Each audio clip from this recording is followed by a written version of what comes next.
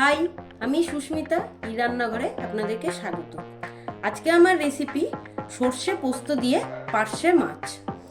আমি এখানে 500 পার্শে মাছ নিয়ে নিয়েছি, সাথে নিয়ে নিয়েছি সর্ষে পোস্ত একসাথে আমি বেটে নিয়েছি, আর নিয়ে নিয়েছি পেঁয়াজ কুচানো। এখানে আমি দুটো বড় পেঁয়াজ কুচিয়ে রেখেছি, সাথে নিয়েছি 3খানা মরিচ, আর নিয়েছি টমেটো পেস্ট, সাথে নিয়েছি ধনেপাতা কুচি। আমি ওভেনে প্যান বসিয়ে নিয়েছি। এবার আমি এখানে 50 গ্রাম তেল নিয়ে নিয়েছি মাছগুলিকে ভাজার জন্য। তেল গরম হয়ে গেছে, এবার আমি এক এক করে মাছগুলোকে ছেড়ে দিচ্ছি।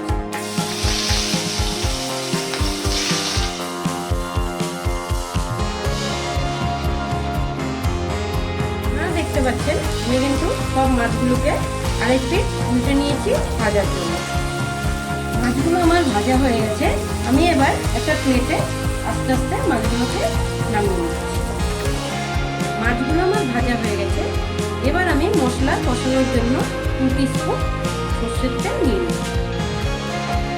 তেল গরম হয়ে গেছে, এবার আমি পেঁয়াজগুলোকে ছেড়ে দিচ্ছি। পেঁয়াজগুলিকে আমি একটু লাল লাল করে ভেজে নেব।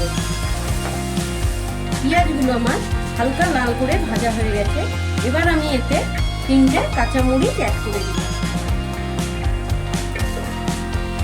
এবার আমি এতে টমেটো বাটাটা অ্যাড করে দিচ্ছি।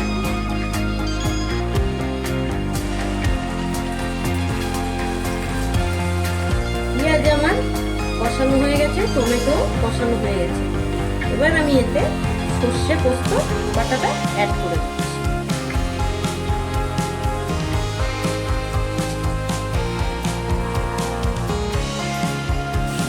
পোস্তর যে বাকি জলটা ছিল আমি অল্প অল্প করে এতে অ্যাড করে দিচ্ছি।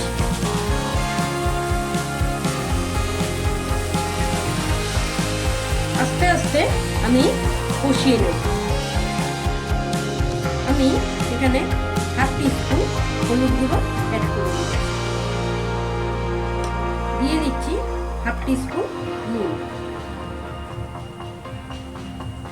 দিয়ে দিচ্ছি 1/2 টিস্পুন লঙ্কা গুঁড়ো।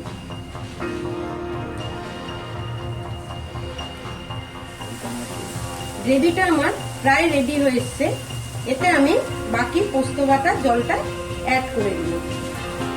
আপনারা দেখতে পাচ্ছেন আমার কিন্তু গ্রেভিটা রেডি হয়ে গেছে।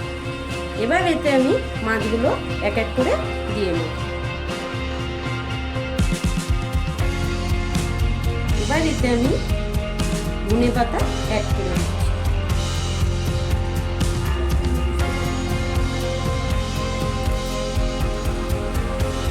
পোস্তটাকে স্বাদ করার জন্য আমরা কাঁচা তেল অ্যাড করে দিই। এতে আমি একটু লেবুর রসও অ্যাড করে দিচ্ছি।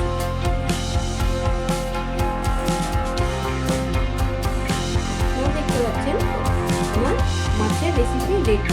এবার এটিকে আমরা প্লেটে নামিয়ে